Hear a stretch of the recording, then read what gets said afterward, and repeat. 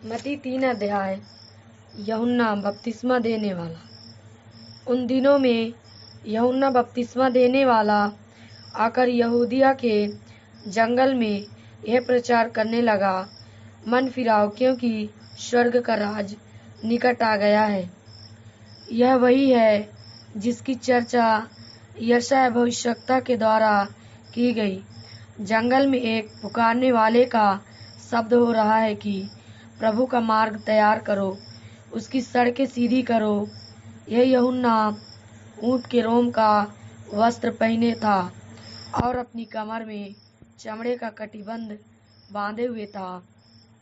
उसका भोजन टिड्डियाँ और वन मधु था।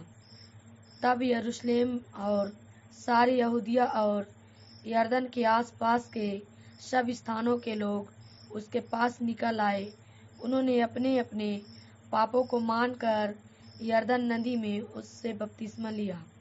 जब उसने बहुत से फरीसियों और सदूकियों को बपतिस्मा के लिए अपने पास आते देखा तो उनसे कहा, हे सांप के बच्चों, तुम्हें किसने जता दिया कि आने वाले क्रोध से भागो?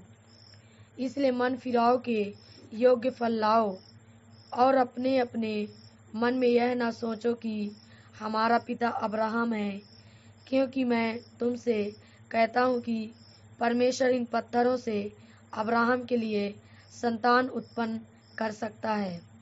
अब कुल्हाड़ा पेड़ों की जड़ पर रखा हुआ है, इसीलिए जो जो पेड़ अच्छा फल नहीं लाता वह काटा और आग में झोंका जाता है। मैं तो पानी से तुम्हें मन फिराव का बपतिस्मा देता हूँ, परंतु जो मेरे बाद आने वाला है वह मुझसे शक्तिशाली है। मैं उसकी जूती उठाने के योग्य नहीं। वह तुम्हें पवित्र आत्मा और आग से बपतिस्मा देगा। उसका सूप उसके हाथ में है और वह अपना खलिहान अच्छी रीति से साफ करेगा और अपने गेहूं को तो खत्ते में इकट्ठा करेगा, परंतु भूसी को उस आग में जलाएगा जो बुझने की नहीं। यूहन्ना द्वारा यीशु का बपतिस्मा।